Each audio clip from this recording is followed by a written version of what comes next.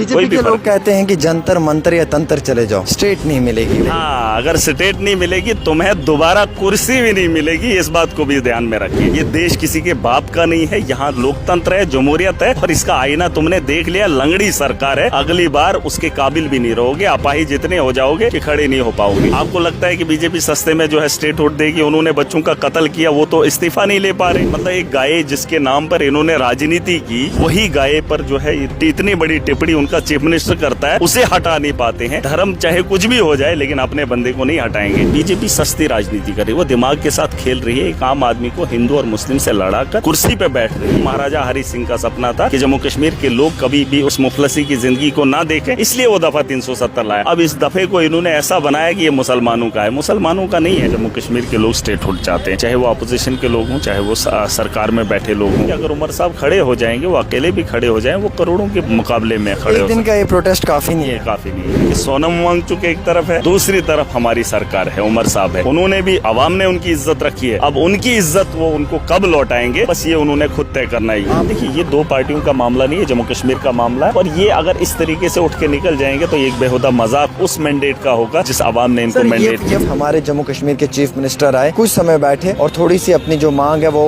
सामने रखी और चले गए। आपको लगता है ये काफी है? नहीं, ऐसा नहीं है, ये काफी नहीं है। अगर उनको लगता है कि इतनी सी बात से वो मान जाएंगे तो उससे पहले उनको ये याद होना चाहिए कि उन्होंने चुनाव कराने से पहले ये कहा था जम्मू कश्मीर के अंदर चुनाव होंगे और चुनाव के बाद ये सारी चीजें होंगी।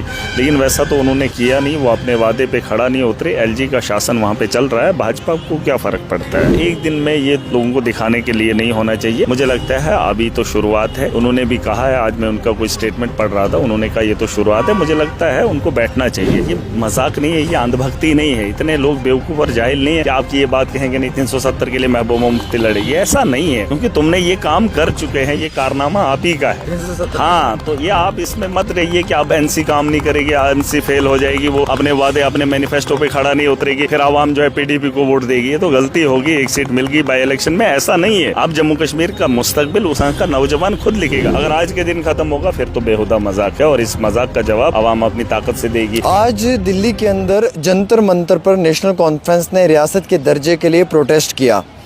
आम आदमी पार्टी के प्रेसिडेंट जनाब महराज मलिक साहब ने भी अपना समर्थन दिया। हम इनसे जानने की ये कोशिश करेंगे कि क्या ये एक प्रोटेस्ट स्टेट को लाने के लिए काफ़ी है या सोनम वांगचुक की तरह उमर अब्दुल्ला को भी जो है वो हंगर स्ट्राइक पे बैठना पड़ेगा अपने अधिकारों के लिए।